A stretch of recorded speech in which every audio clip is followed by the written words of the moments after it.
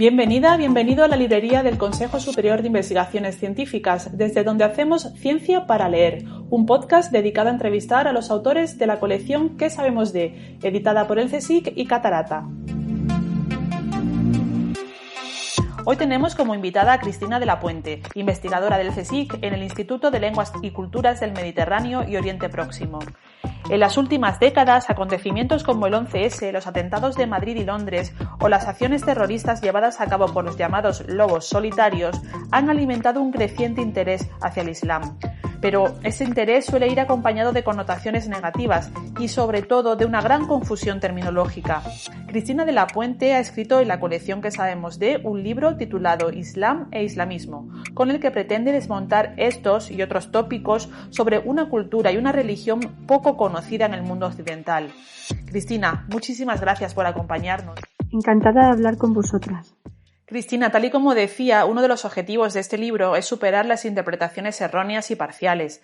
Así que para entrar en contexto, ¿podrías explicar la diferencia entre Islam e islamismo?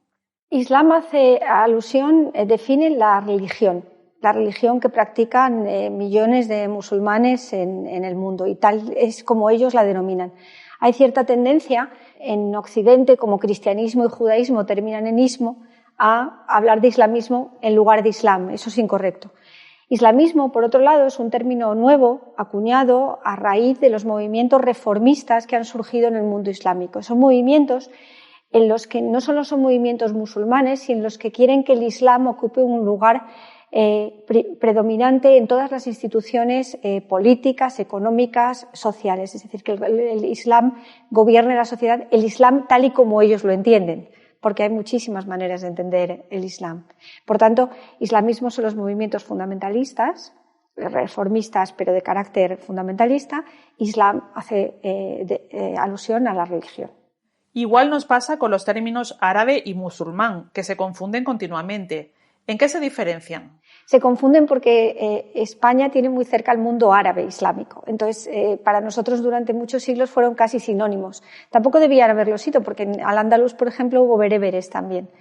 Pero árabe es una etnia. Los árabes es un pueblo semita y que vive en el norte de África, en una parte importante del norte de África y Oriente Medio. Desde Irak hasta Marruecos. Podríamos decir que población árabe que convive con otra población, con la bereber, por ejemplo, en el caso del norte de África. Pero luego hay millones de musulmanes, que son la mayoría, los árabes solo son el 15% de los musulmanes del mundo, son la mayoría que pertenecen a otras etnias. Los turcos, los persas, los indios musulmanes no son árabes.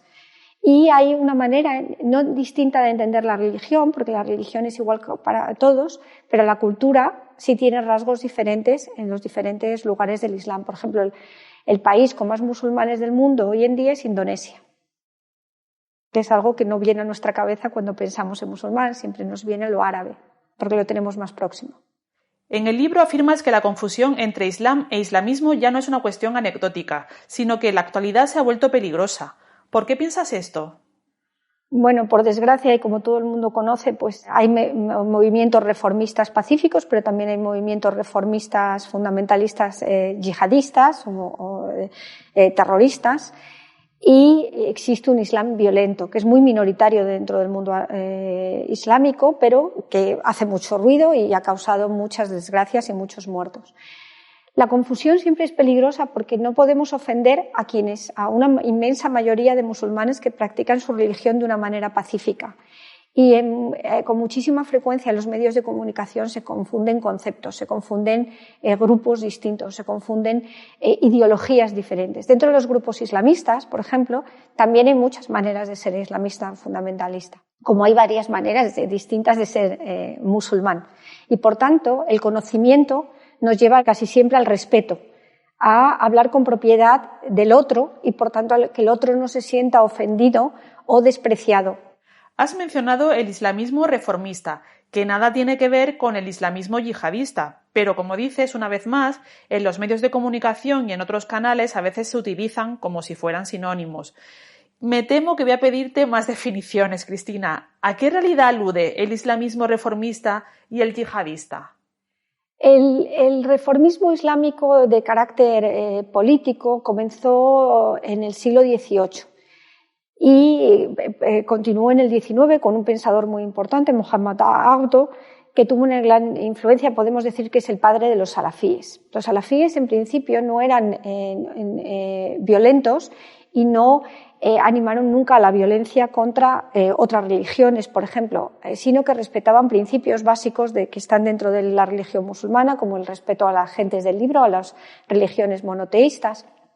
Sin embargo, dentro de los salafíes hubo grupos que se radicalizaron, sobre todo a comienzos del siglo XX, y empujaron a dar un paso más allá, declarando hereje a todo aquel que consideraban un mal musulmán o que no pensaba como ellos.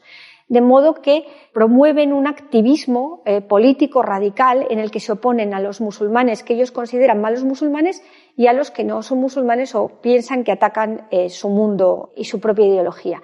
Estos grupos, como dije, son minoritarios normalmente. Lo que pasa es que son grupos que han tenido una fuerte presión y que han causado atentados graves y que tienen seguidores, a veces individuales, de carácter individual, no como grupos, pero han hecho un proselitismo fuerte.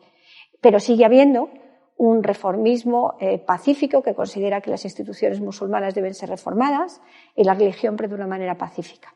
Y luego sigue habiendo una gran cantidad de musulmanes que practican la religión como la han practicado siempre y que no abogan por ningún tipo de reformismo. Digamos que son distintas vías de entender el Islam que conviven en paralelo. También te refieres en el libro a las contradicciones que existen en el islamismo. ¿Podrías contarnos algunos ejemplos? Sobre todo lo que yo quise exponer en el libro era las contradicciones que existen entre el islamismo y el islam. Es decir, cómo esas interpretaciones islamistas muchas veces contradicen lo que fue la manera de comprender el Islam por los propios musulmanes desde el siglo VI hasta el siglo XVIII.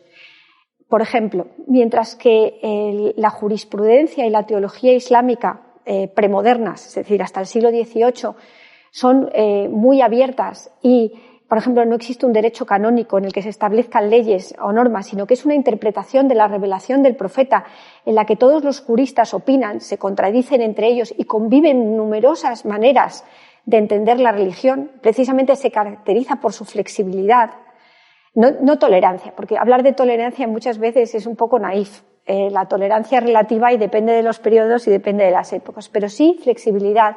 Eso desaparece con los islamistas. Los islamistas deciden que hay una manera de interpretar el Islam y rechazan las anteriores. Por ejemplo, otra ruptura es el respeto a la gente del libro, a los miembros de otras religiones que existe en el Islam tradicional.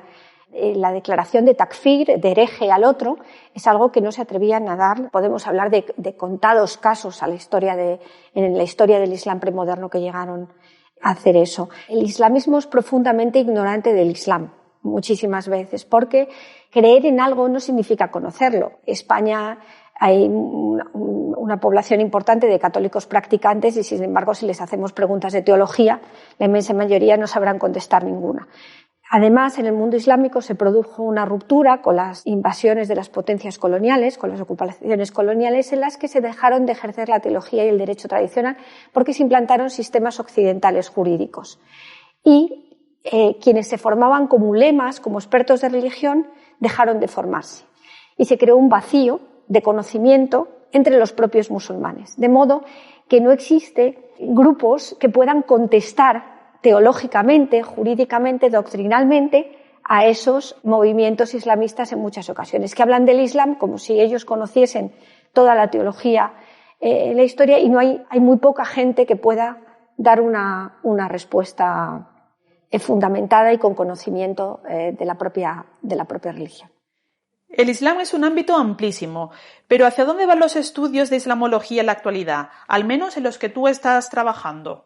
Bueno, en la islamología hay de todo. Hay investigadores como yo, que somos medievalistas, que estamos más dedicados a la Edad Media. Hay investigadores que dedican su tiempo a la literatura, otros a la lingüística, otros a la historia. Es decir, es que ser islamólogo o arabista es muy pretencioso porque es un mundo que abarca desde Marruecos hasta la India y tremendamente amplio culturalmente, históricamente, son muchísimos siglos. Desde el siglo VII hasta ahora, y nos especializamos como se especializan los científicos de otras ciencias. La investigación se hace sobre todo. Quizá lo único que he hecho en falta es que ese nivel alto de especialización al que hemos llegado muchas veces hace que los propios contemporaneístas, por ejemplo, ignoren toda esa tradición premoderna que les haría entender muchísimo mejor ese Islam contemporáneo que está causando ahora muchos problemas. O a la inversa, que quienes nos dedicamos a esa teología o derecho clásicos seamos muy perezosos, y eso es lo que yo he intentado vencer con este libro, para divulgar aquello que a nosotros podemos aportar al conocimiento del Islam actual. La contraportada. Ahora, Cristina, te voy a pedir que nos hagas una contraportada sonora, es decir, que nos cuentes en un minuto qué se van a encontrar los lectores y lectoras en las páginas de este libro. Lo que he intentado hacer es primero una síntesis, es decir, un resumen claro de los principios básicos, de los pilares del Islam y, por otra parte, de los fundamentos de los movimientos reformistas a partir del 18, de modo que quede claro cuándo surgen, las diferencias que hay entre ellos, entre los diferentes grupos. Y también he intentado poner en paralelo Islam e islamismo, que es algo que normalmente en la literatura, incluso en la de divulgación y de síntesis, no se hace. Encontramos libros sobre el Islam o encontramos libros sobre movimientos reformistas o yihadistas, pero es muy difícil encontrar obras en las que se pongan en paralelo las dos cuestiones. Y el libro refleja, pues, una reflexión también personal que he hecho a lo largo de estos años como investigadora arabista, islamóloga, de comprensión de cuáles son las diferencias que existen entre una manera de pensamiento y la otra. ¿De qué sirve la ciencia si no hay entendimiento? Has mencionado en varias ocasiones el término divulgación. Estos libros se editan precisamente para acercar la ciencia a la sociedad y, aunque sea algo redundante, me gustaría insistir en ello. ¿Qué importancia crees que tiene la divulgación como parte de la actividad de un investigador o investigadora? La divulgación es fundamental en todas las ciencias, porque es lo que permite a una mayoría de la población, nunca vamos a llegar a todos, pero sí a una parte importante, permite entender al médico cuando le habla, entender lo que está ocurriendo en el cosmos, entender las noticias que le llegan en el día a día, poder leer artículos de opinión y tener opinión sobre las cosas.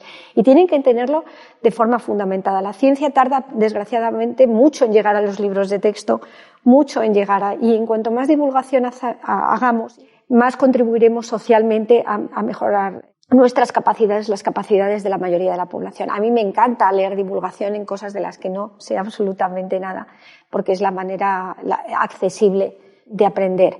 Por supuesto que la divulgación es un paso fundamental en la carrera de cualquier científico y debe darla. En el caso del Islam, además, creo que es muy importante que lo poco que nosotros sabemos, lo que nosotros podemos aportar, llegue a los medios de comunicación, a los políticos, a los periodistas, que son quienes al final van a tener una opinión y cuyas decisiones pueden influir en nuestro día a día. Pues muchas gracias, Cristina, por tu tiempo y por hablarnos de este interesante y yo añadiría necesario libro. Un placer y hasta la próxima. Y muchas gracias a quienes nos escucháis. Ya sabéis que este título y todos los de la colección que sabemos de se pueden adquirir en librerías de toda España y a través de las páginas web editorial.csic.es y catarata.org. Además, en estas páginas también están disponibles los libros en formato electrónico. Hasta aquí esta entrega de Ciencia para Leer. En el sonido y en la producción han estado Mónica Fontella y Erika Delgado y Carmen Guerrero en la locución. Hasta la próxima lectura.